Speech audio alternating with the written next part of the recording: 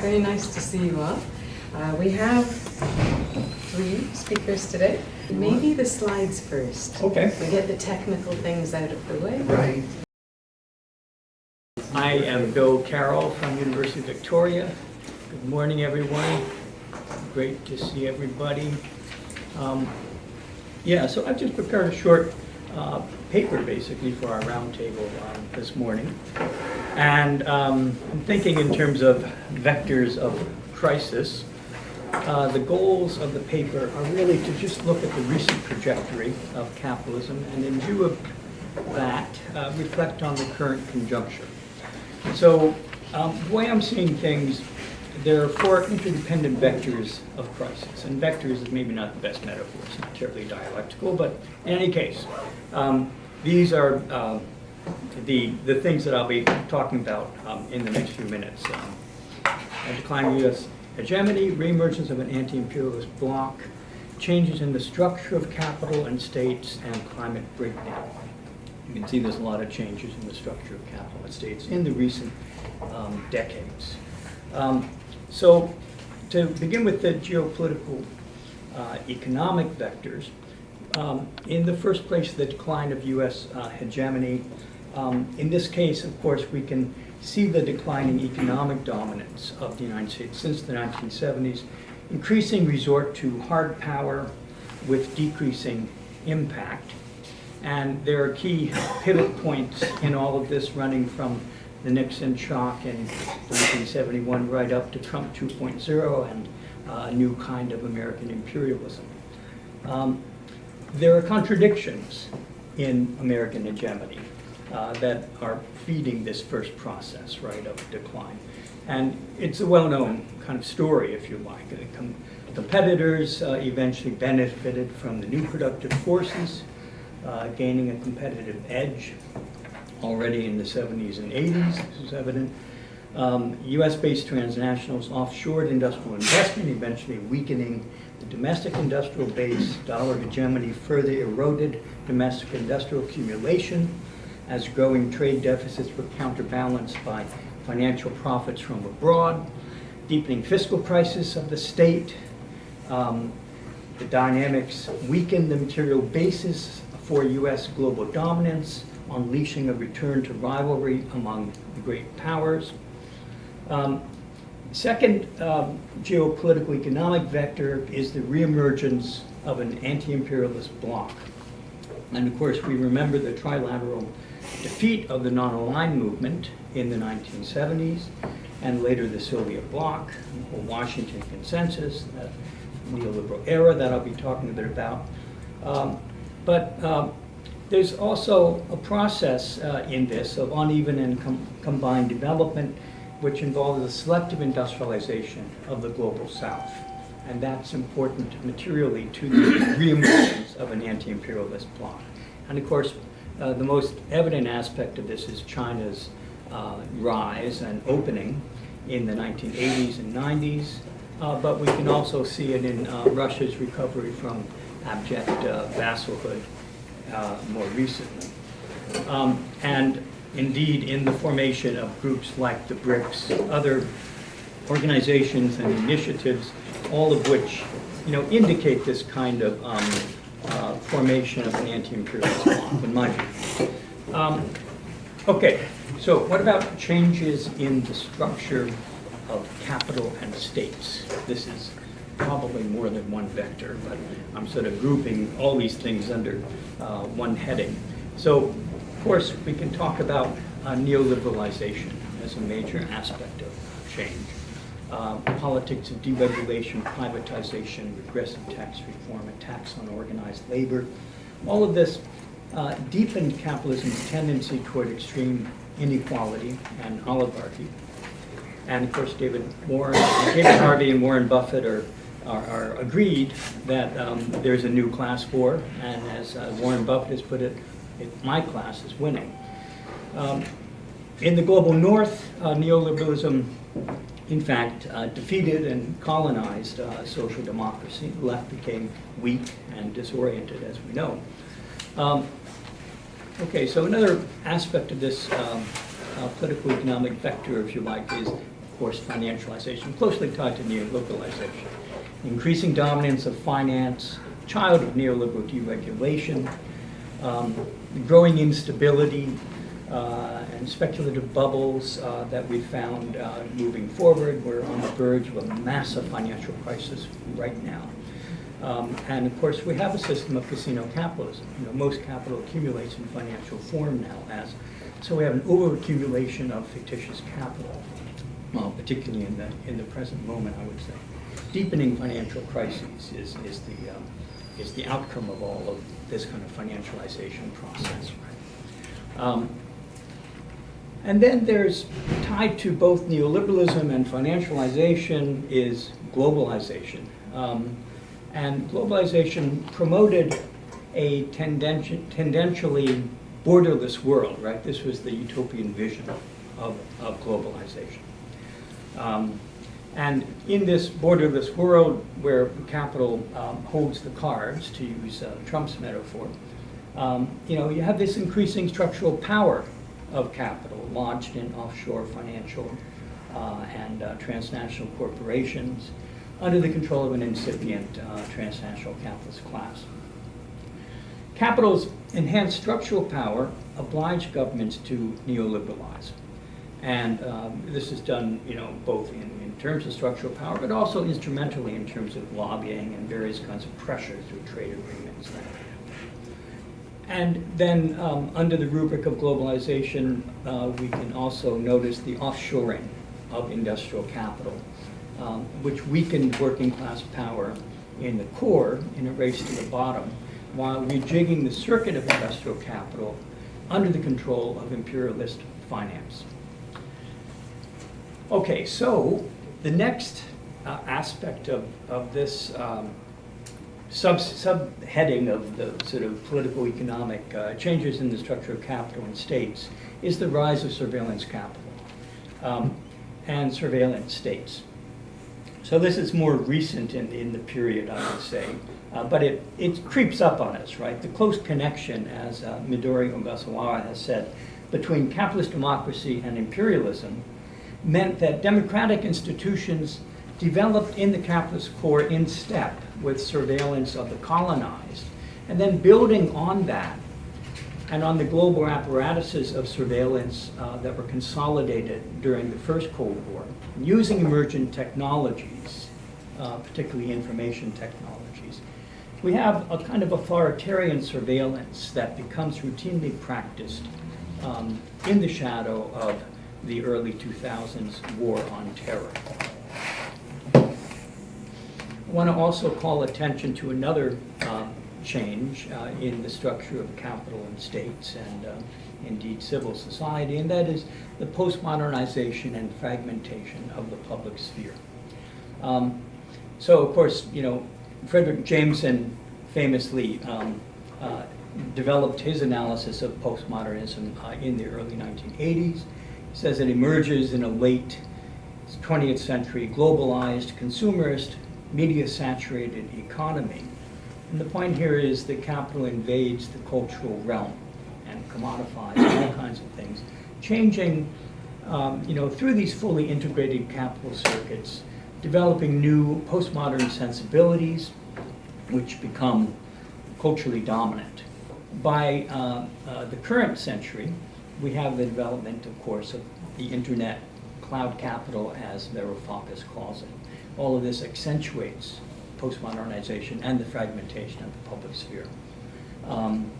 These processes have also been called communicative capitalism, Jody Dean, and in this we see a shift from wage labor and mass consumption, the Fordist model of accumulation, to playbor, a combination of play and labor that's not wage labor, and prosumers, people who are both producers and consumers of internet content through platforms like Facebook.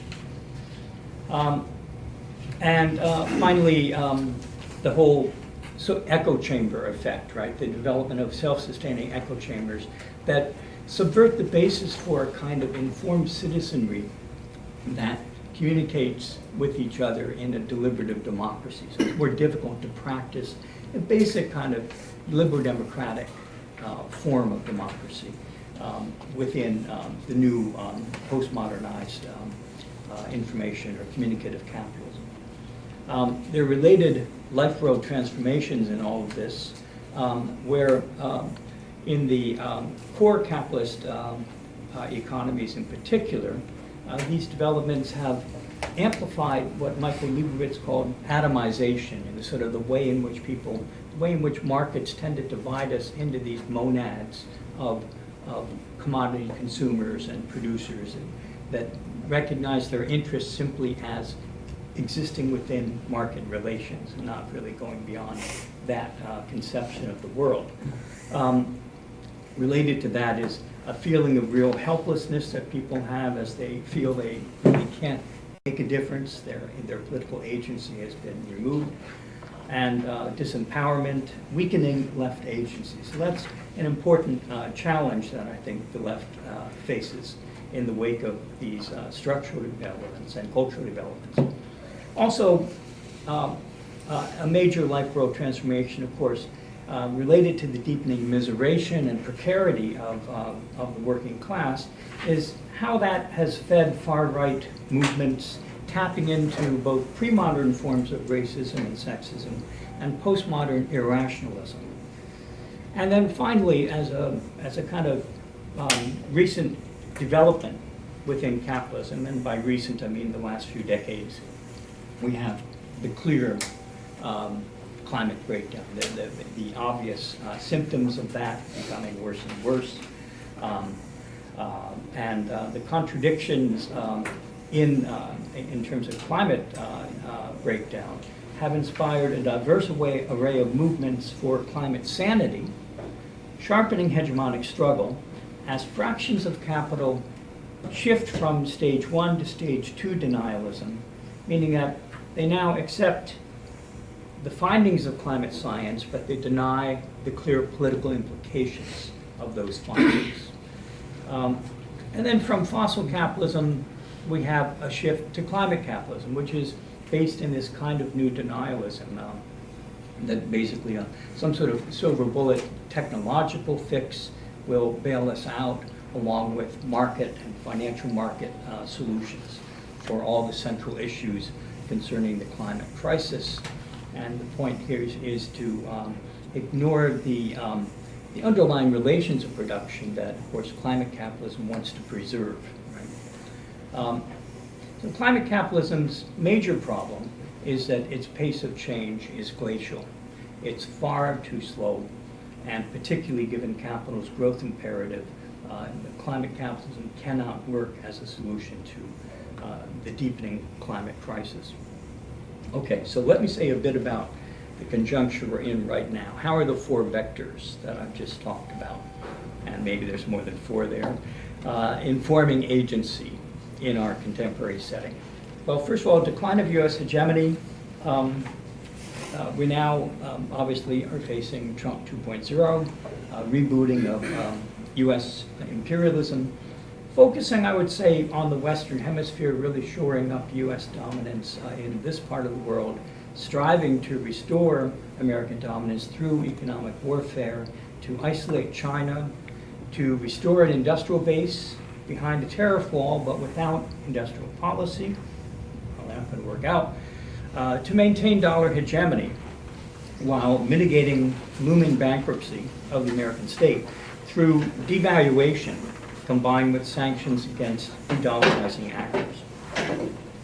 Now, the plan's apparent failure to date, of course it's early days, but it's certainly so far a catastrophic failure, I would say, for the American state.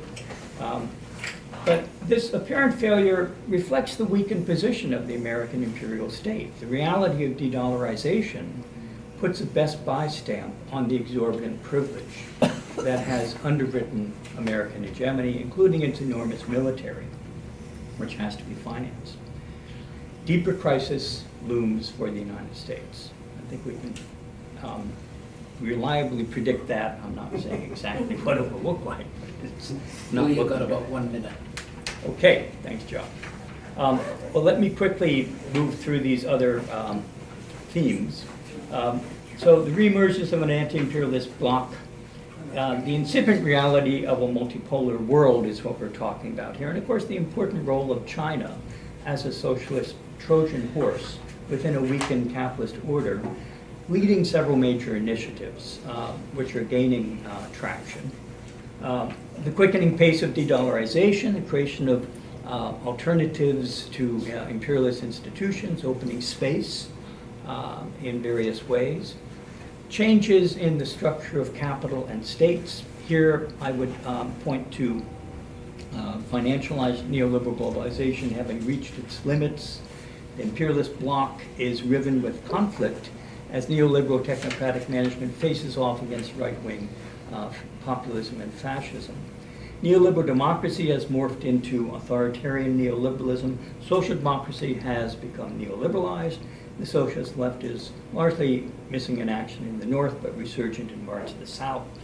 Within surveillance communicative capitalism, trust in hegemonic media has weakened. Of course, there are some hopeful aspects of this in terms of the development of alternative platforms and media, including left-stream.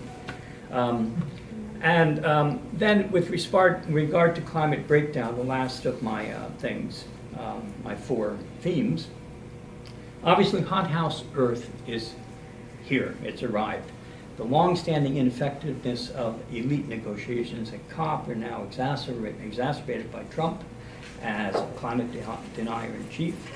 Ruling class resignation and a return to fossil capitalism is what we now see. Climate justice politics has been sidelined, although China is intently implementing its program for ecological civilization, which dates to 2018. And just very quickly, 3 conclusions as food for thought. As the crisis intensifies, openings for revolution will widen. There's a kind of revolutionary optimism that I'll just put on the table. Yet, in the global north, there is little collective capacity to make good on emerging opportunities. The northern left is weak and disorganized, with a few exceptions.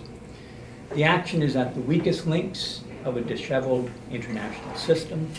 The need for international solidarity is tremendous in our moment, and solidarity with regimes and movements struggling against capitalism and imperialism, and there's various of these that can be cited as mentioned on this slide, from democratic socialist regimes struggling in Latin America to socialist democracies, indigenous struggles for self-determination in Canada, in Palestine, and so on, eco-socialist and other initiatives such as the Progressive International. So I'll end on that hopeful note.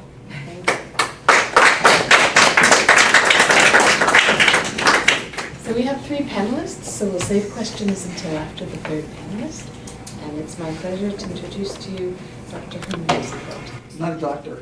No, thank you. The most I ever met was the MA. I was an ABD, but I got a full-time job at the Community Auto Workers. But, I have some thoughts down. It's not as beautifully choreographed as Bill's presentation, which I found very clear. And I just want to start out with, in spite of the role of Trump, the basic shape of the hegemonic economic and political domination of the United States in its currently particular form remains. But Trump's efforts to assert a particular form of U.S. domination has exposed different crevices and contradictions, which are there before, already existing and exacerbated from them. I just want to go a little bit in terms of the way I see that whole picture.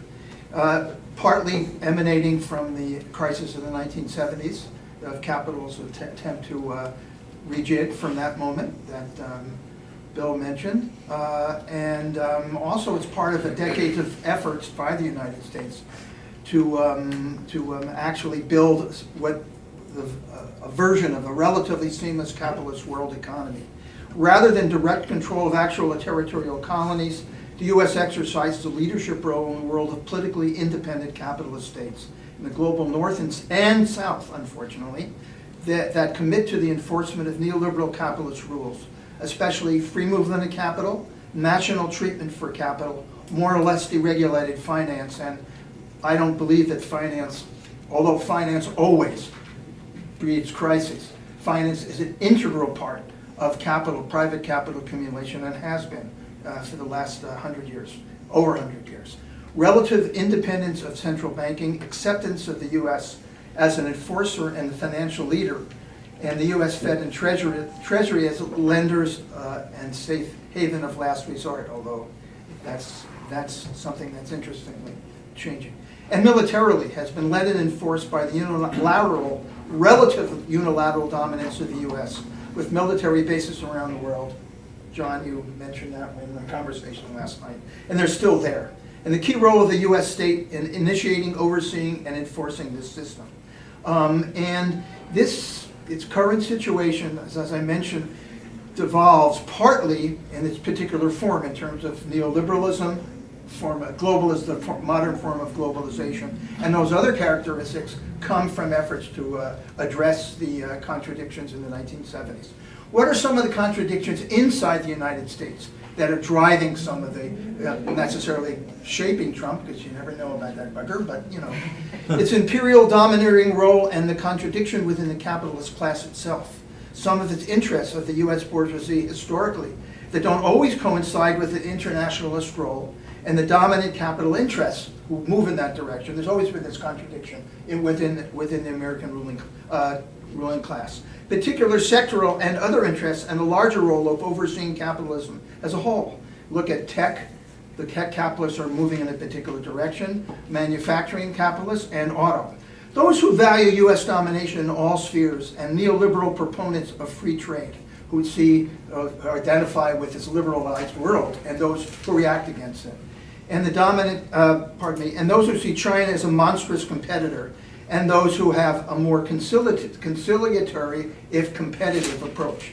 Political contradictions inside the United States, as we're hearing voices that here in Canada we haven't heard a lot of. The hyper-patriotic populists of the old, like Patrick Buchanan era, they have roots too, and they're around. The Bannons, they're part of the firmament.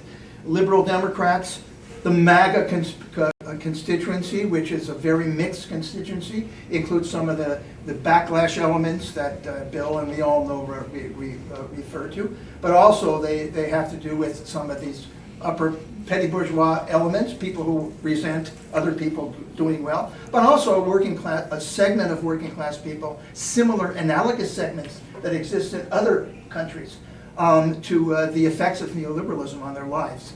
And the fact that there's no left organizing base to it. And interestingly enough, a number of MAGA voters in different parts of the U.S. voted for Obama. And looked, not that Obama was a radical leftist, but they were looking for alternatives.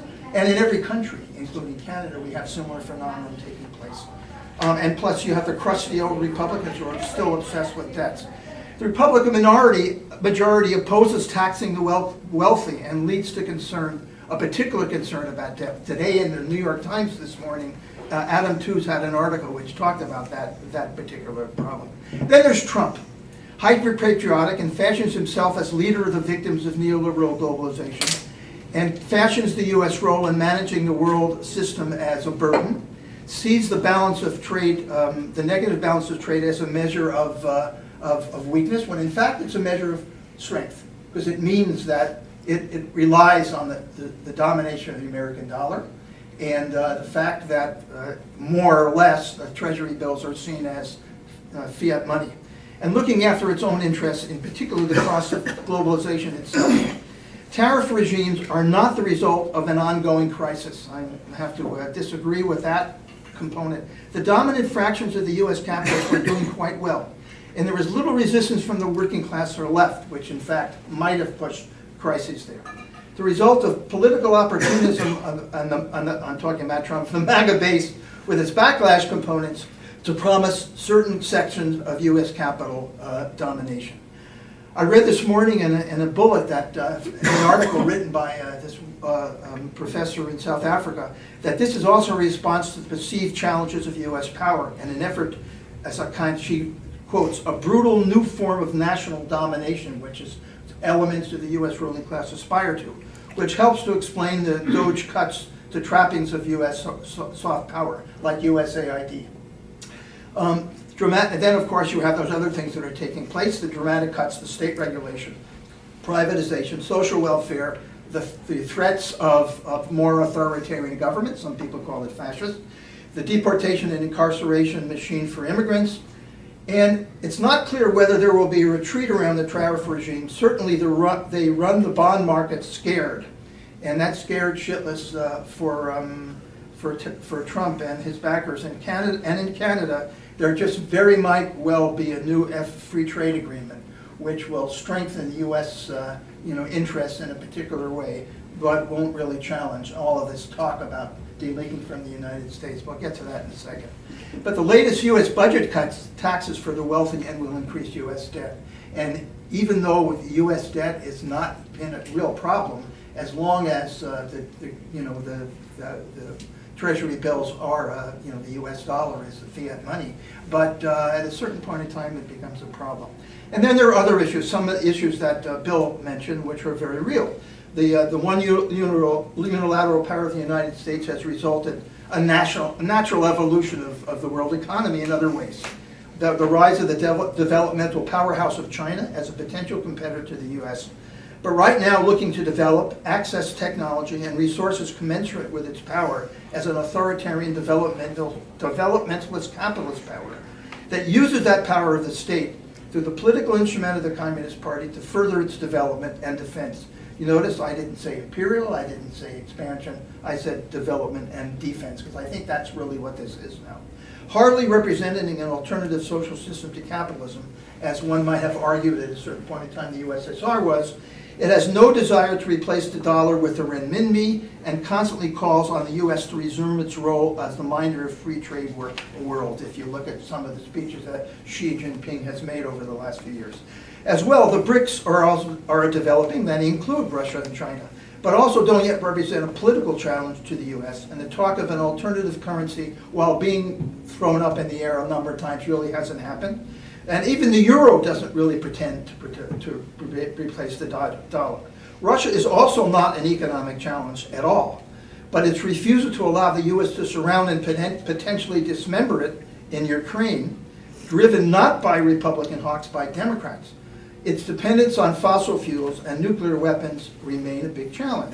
If we look an underlying crisis point, which I'm not going to emphasize, Bill properly emphasized it, is the climate crisis as sort of lurking behind all of this. None of this addresses it, and in fact, what it ends up doing is it reinforces it. Certainly, the wars in Europe, the Israeli genocide in Gaza, and including the idea of Canada responding to the U.S. by what? By helping to develop more military capacities, which it can in turn integrate more with the United States. All of that stuff, and using basically using fossil fuels to pay for it.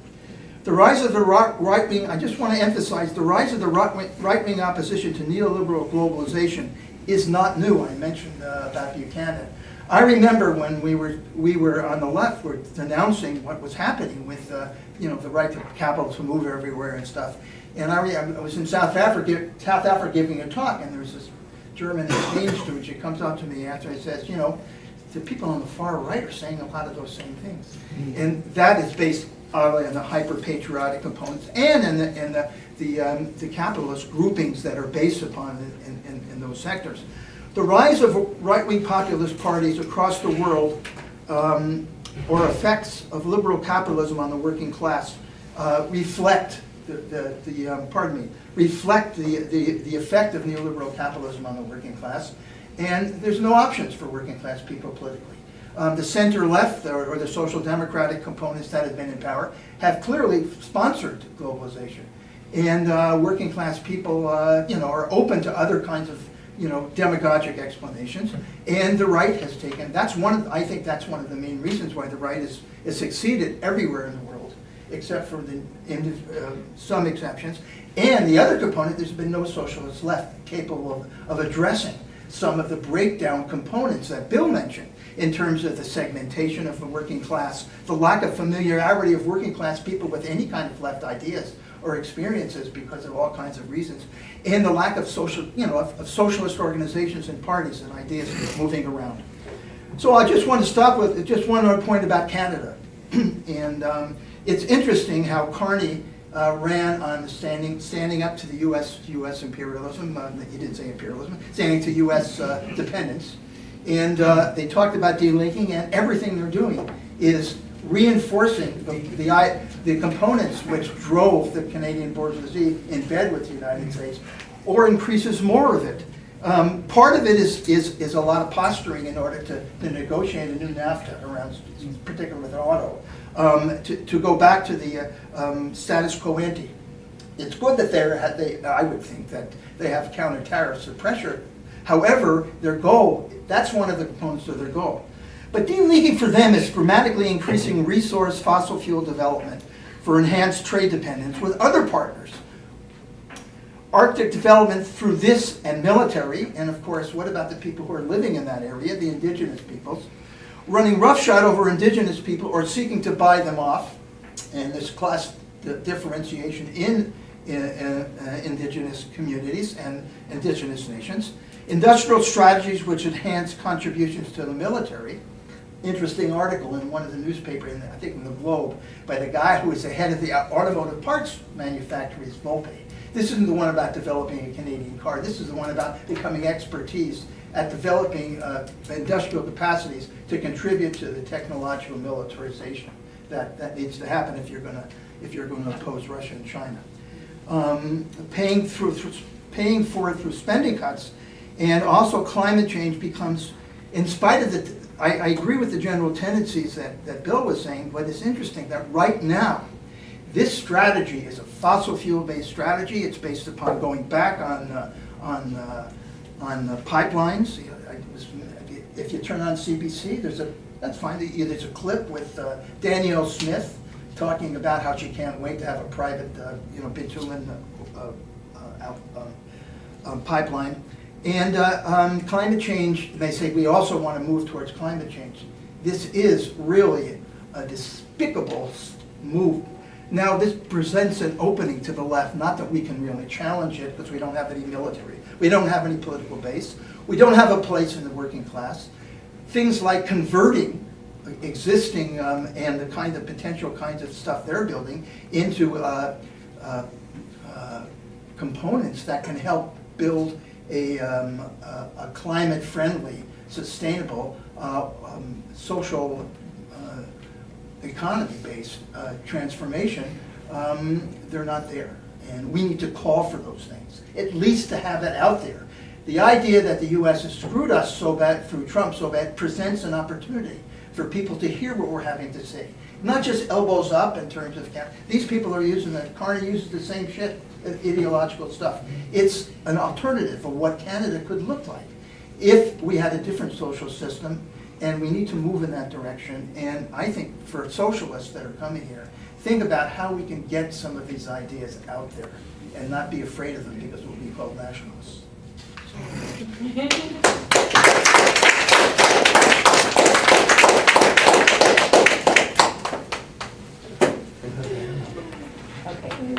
Okay.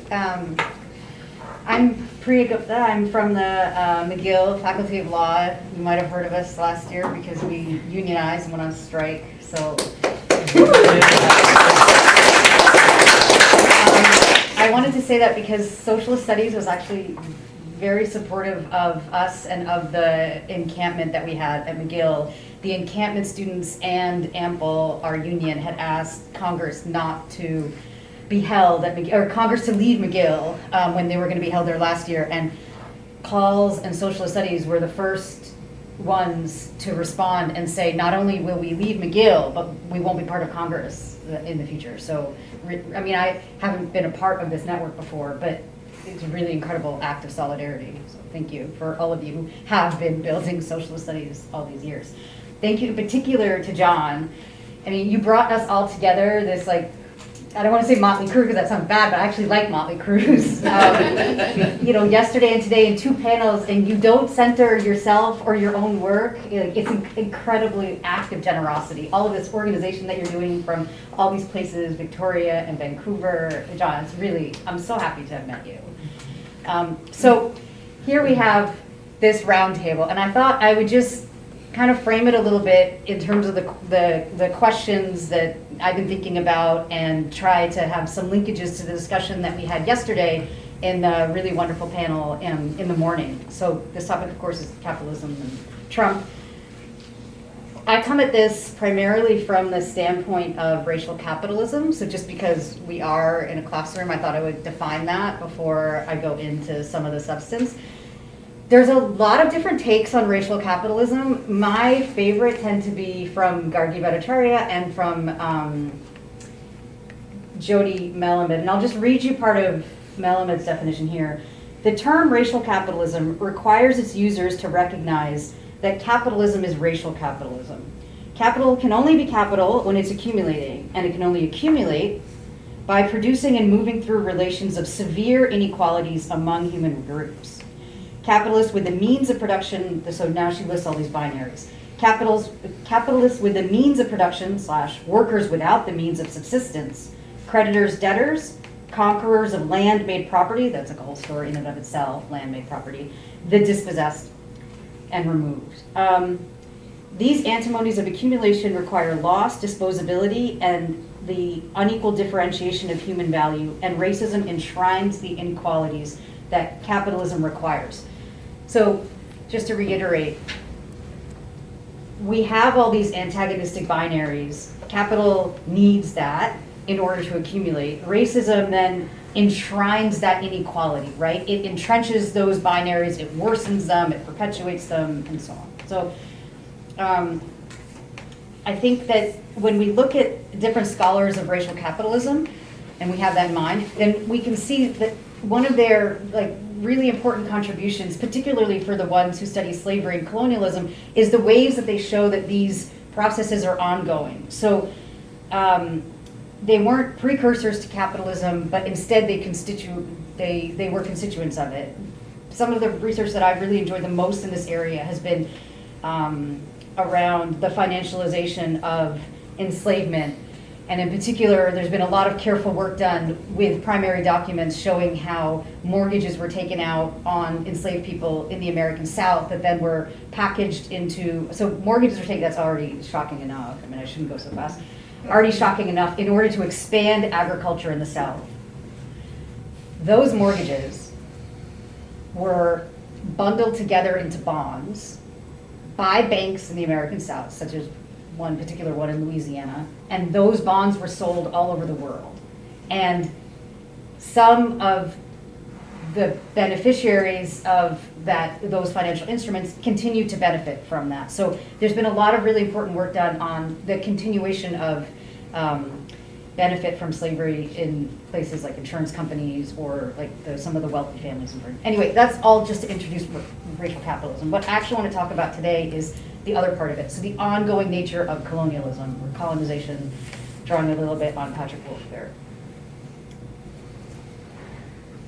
So once we see colonialism as ongoing and constitutive of capitalism, then we start to see what we might think of as racial capitalism. So we start to see the exploited, racialized worker also as a political subject, and we start to see the entwinement of those two a little bit more clearly. I'll now pick out one thread in that universe of racial capitalism to draw out what I want to have to say today. And that's Aimé César's idea of the boomerang. This is Discourse on Colonialism. So the idea that what colonizers do and the ways that they oppress there in the colonies comes back and then is used to oppress people here, you might say, in the empire. And to that I'll add that similarly for capitalist forms of exploitation and accumulation. You can just look at Canadian public pension funds as a quick example. So techniques are tested in the colonies and then are used here. Techniques of suppression, I would add law, tested there and implemented also back here is a theme here that I think I'll just read to you a little bit how he starts the discourse, and what I want to do is trouble a little bit the there and here and show that now today that's blurring a bit. So this is how he starts, very powerful and very informative, instructive in terms of how you start a piece of work. First, we must study how colonization works to decivilize the colonizer, to brutalize him in the true sense of the word, to degrade him, to awaken him to buried instincts, to covetousness, violenceness, race hatred, and moral relativism.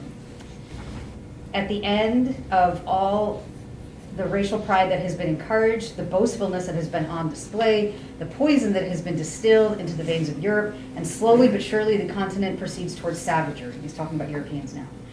And then one fine day, the bourgeoisie is awakened by a terrific boomerang effect. The Gestapos are busy, the prisons fill up, the torturers standing around the racks invent, define, discuss. This is 1950.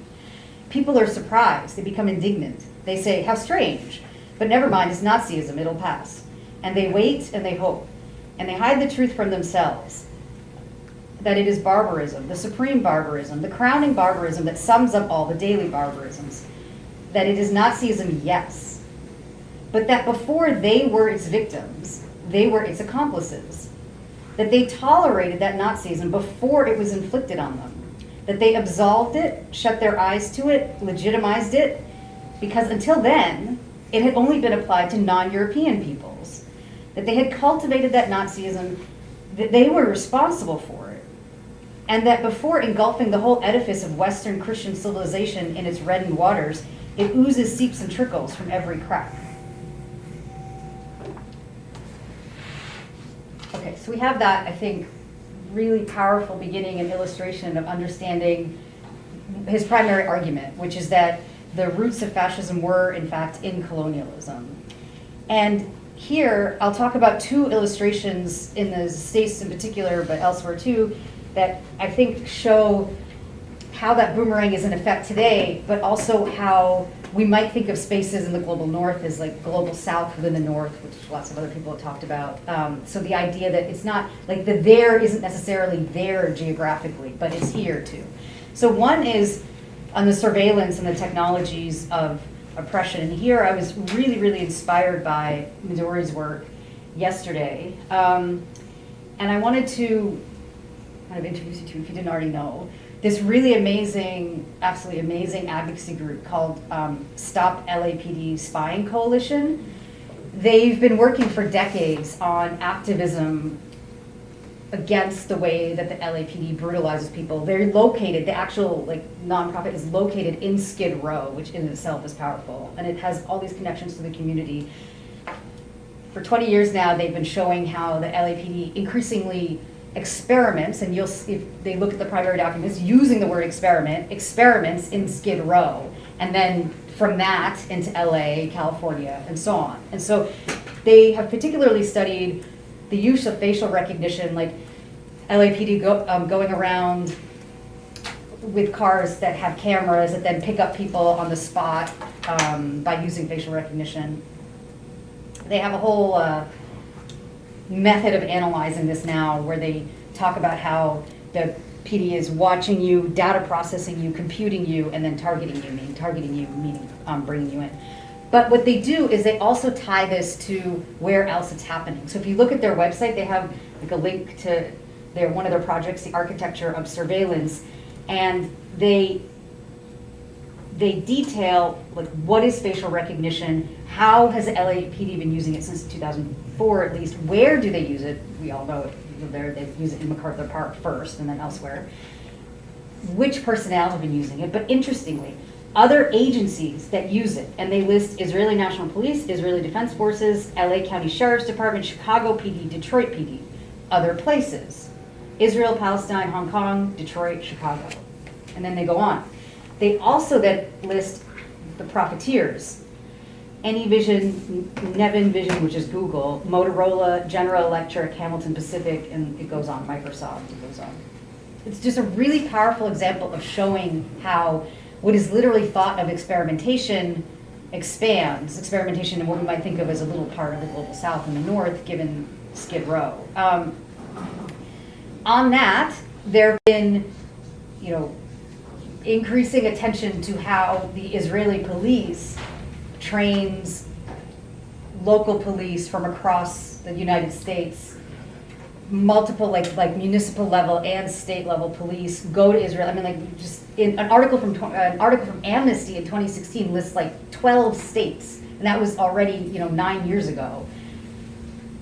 The LAPD in particular trains Israeli police, actually. So the surveillance mechanisms are like very concretely shared, and there's a whole other history we could be telling here about Latin American policing in the 70s and 80s that I won't go into. So just to say that this didn't just start just now. One interesting thing that I found just now going back to some of this material that I would not necessarily have paid attention to like 5 years ago when I first did, is that those trips by police forces across the states to Israel to get trained, actually I want to read this, so this way I'm not, okay, it's one of those things you don't want to get wrong. Okay, this is Amnesty. Since 2002, okay, many of these trips are taxpayer funded while others are privately funded. Since 2002, the Anti-Defamation League, the American Jewish Committee's Project Interchange, and the Jewish Institute for National Security Affairs have paid for police chiefs, assistant chiefs, and captains to train in Israel and the OPT. Okay, so we obviously see the results of all of this now in many different places. We see what Stop LAPD Spying calls the data-driven policing now is the pipeline to deportation. We see this in the suppression of protests. So one of the ways that this got excavated all over again was during the BLM protests, and the ways that the police were using surveillance during those protests all over the states were in fact methods that had been first used and experimented in Skid Row, and we all know what Cop City is going to bring on. Okay, I actually forgot to turn on my timer. How am I doing? You have 4 minutes. Oh, 4 minutes. Okay, great. So I have one more quick example, and then I'll close. The other example I wanted to talk about was the suppression of Palestinian solidarity at universities. So we've talked about this probably if you've been attending panels. It's been a big topic. It's very important, like the kind of epicenter of oppression and how that's been spreading to society. Just the one dimension I wanted to raise was that part of the suppression, in addition to suppressing the history and the telling of Palestinian history, was the physical and the violent dismantling of the encampments. I mean, we had at McGill, we had Caterpillar on campus. There's no irony today. We had Caterpillar on campus taking apart the tents or whatever, clearing the tents. And it's not just that they were clearing the protest, but if you spent time in the encampments wherever you are, you probably saw there was communal food, there was communal living, there was community-based education, particularly on Palestinian culture and history, which we know has been suppressed in an organized way for decades. There was democratic meetings and decision-making.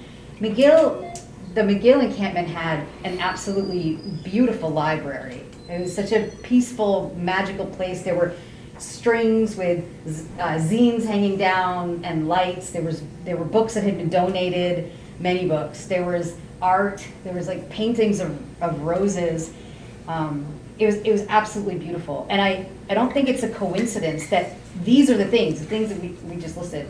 Those are the things that are now, people in the States are saying, oh, you're like taking away our libraries, you're taking away our knowledge. Like, these are actually the very things that are being cleared right now at a societal level in the States. So I'll just close with one more observation from the book. So all of these illustrations I laid out and that we've been hearing, we've been reading, really illustrate fascism in a lot of ways, right? Like, there's been a lot of talk of like how this is like there's fascism today here and there, and I think Cesar really helps us understand that the roots of that fascism can be found within colonialism, and once we see it that way, like colonization is ongoing, then we start to see how this boomerang effect is actually very much present in very complicated ways, like domestically and then here and there and back again, I guess we could say.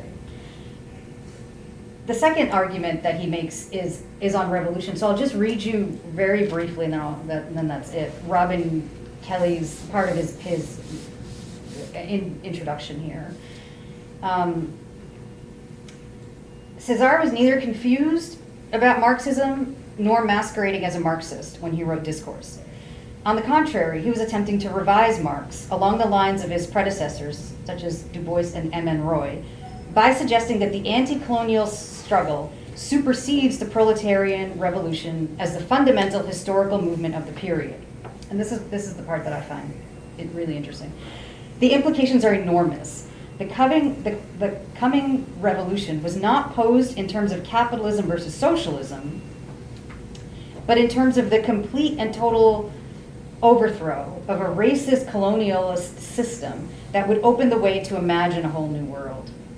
So in that sense, I think that's hopeful, actually. So that's why I also wanted to end with that quote, like the idea of the system as we see it being intertwined and then overthrown at once, rather than in this kind of siloed way, rather than separating the worker from a political subject. So, thank you.